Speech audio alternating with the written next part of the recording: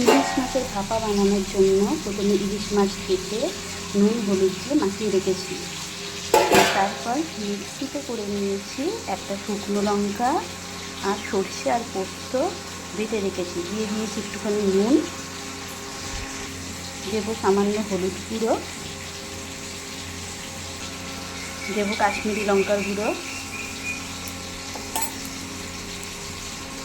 এগুলো দিয়ে এগুলোকে ভালো করে ফাটাবো।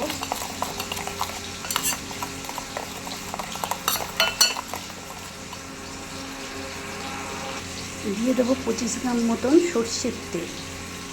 ইলিশ মাছ ভাপাতে তেলটা কিন্তু একটু বেশি দিতে হবে, তাহলে খেতে ভালো হবে। দিয়ে এটাকে একটুখানি ইয়ে করে নিলাম, ফাটিয়ে নিলাম। এবার মাছ 3টে আমি একে একে এর মধ্যে দিয়ে দেবো।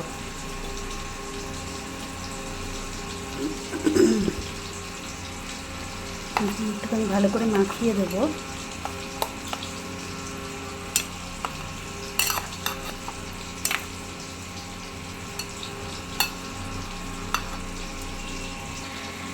দিয়ে দেবো কটা লঙ্কা।